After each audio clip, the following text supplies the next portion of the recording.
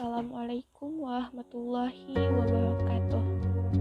Saya Etikonia Siagian, NIM 2102404135, akan menjelaskan tentang konvergensi media.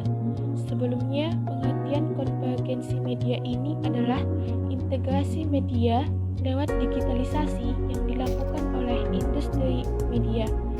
Konvergensi media dilakukan untuk menghasilkan serta menerbitkan berbagai konten melalui alat dan infrastruktur teknologi untuk dimanfaatkan oleh audiensi yang beragam.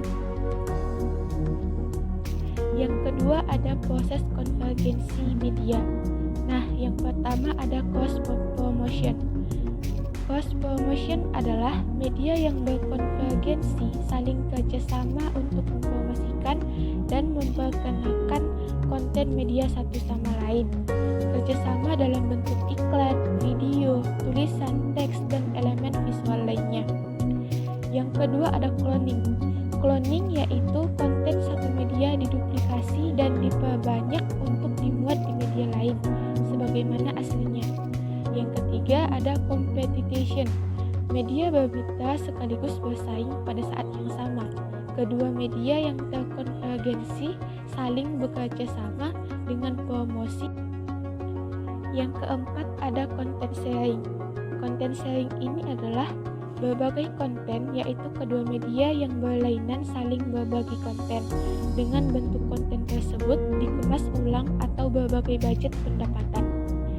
Yang kelima ada full konvergensi, yaitu media berbeda saling bekerja sama ajak secara penuh untuk semua lini bisnis, mulai dari pengumpulan bahan, produksi, pemasaran, distribusi, dan konten. Yang ketiga ada dampak konvergensi media. Yang pertama itu ada dampak positifnya, di mana konvergensi media dapat memperkaya informasi secara meluas tentang seluruh dunia karena ada akses internet tadi. Yang kedua, memberikan banyak pilihan kepada masyarakat pengguna untuk dapat memilih informasi yang diinginkan sesuai dengan selera, contohnya televisi. Dan yang ketiga, timbulnya demokratisasi informasi di mana semua orang bisa mengakses informasi secara bebas dan luas dengan berbagai cara dan bentuk. Selanjutnya ada dampak negatif. Yang pertama itu perubahan gaya hidup masyarakat yang menjadi kecanduan teknologi. Yang kedua, media cetak, media tradisional, media konvensional mulai kalah dengan media modern, media baru atau media online. Yang ketiga, ada kesenjangan sosial yang semakin besar.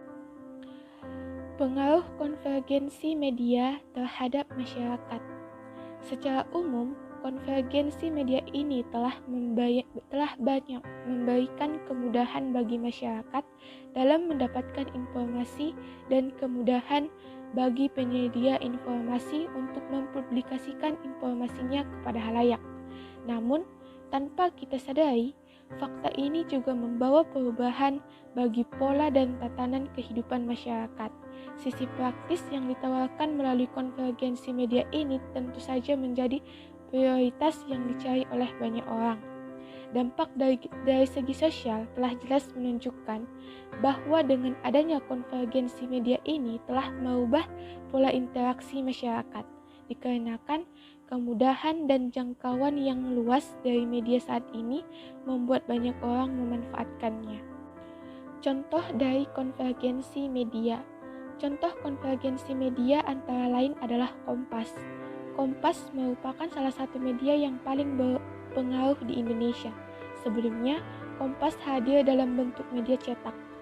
Manajemen Kompas lalu melakukan konvergensi media dengan meluncurkan portal berita kompas.com. Portal ini memberikan berita yang lebih cepat, real time, dan beragam. Selain Kompas, terdapat contoh konvergensi media lainnya yaitu 1. Tempo Media atau majalah harian tempo.com, Tempo TV. Yang kedua, Republika atau harian republika.co.id. Yang ketiga, Media Indonesia atau Harian Metro TV, metrotv.com.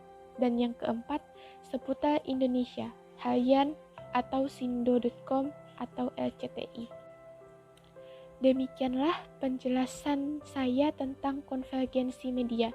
Kurang dan janggalnya saya mohon maaf. Wabillahi taufiq wal hidayah. Assalamualaikum warahmatullahi wabarakatuh.